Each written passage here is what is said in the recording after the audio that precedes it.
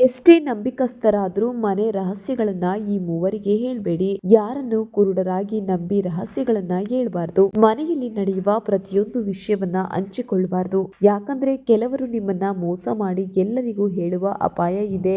ಆ ಮೂವರು ಯಾರೆಂದು ಇಲ್ಲಿ ತಿಳಿಯೋಣ ಬನ್ನಿ. ಮನೆಯಲ್ಲಿ ನಡೆಯೋ ಕೆಲವು ವಿಷಯಗಳನ್ನ ನಮಗೆ ಗೊತ್ತಿರೋರಿಗೆ, ಸುತ್ತಮುತ್ತಲಿನವರಿಗೆ, ಬಂಧುಗಳಿಗೆ, ಫ್ರೆಂಡ್ಸ್ಗೆ ಹೇಳ್ಕೋತೀವಿ. ಇದು ಸಾಮಾನ್ಯವಾದ ವಿಚಾರ.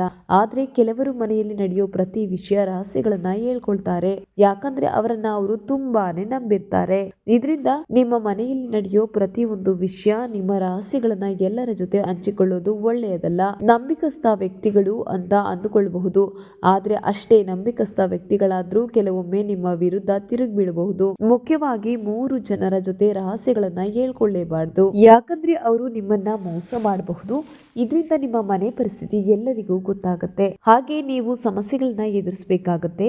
ಹಾಗಾಗಿ ಮನೆ ವಿಷಯಗಳನ್ನ ಯಾರಿಗೂ ಸಹ ಹೇಳ್ಬಾರ್ದು ಅಂತ ಈ ವಿಡಿಯೋದಲ್ಲಿ ಹೇಳಲಾಗಿದೆ. ಮನೆ ವಿಷಯಗಳನ್ನ ಯಾರ ಜೊತೆ ಹೇಳ್ಕೊಳ್ಬಾರ್ದು?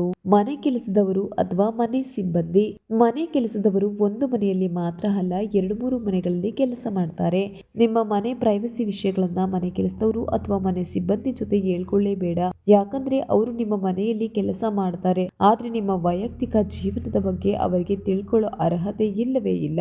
ಯಾಕಂದ್ರೆ ಅವರು ನಿಮ್ಮ ಮನೆಯಲ್ಲಿ ಕೆಲಸ ಬಿಟ್ಟು ಬೇರೆ ಮನೆಯಲ್ಲಿ ಕೆಲಸ ಮಾಡ್ತಾರೆ. ಅವರು ನಿಮ್ಮ ರಹಸ್ಯಗಳನ್ನ ಬೇರೆಯವರ ಜೊತೆ ಹೇಳಬಹುದು. ಇದು ನಿಮ್ಮ ಮನೆಗೆ ಒಳ್ಳೆಯದಲ್ಲ. ಸ್ನೇಹಿತರ ಜೊತೆ ಕೂಡ ನಿಮ್ಮ ಮನೆ ಪ್ರೈವಸಿ ವಿಷಯಗಳನ್ನ ಹಂಚಿಕೊಳ್ಬಾರ್ದು. ಅವರು ನಿಮ್ಮ ಸ್ನೇಹಿತರಾಗಿರ್ಬೋದು, ಆದರೆ ನಿಮ್ಮ ಮನೆಯವರಲ್ಲ.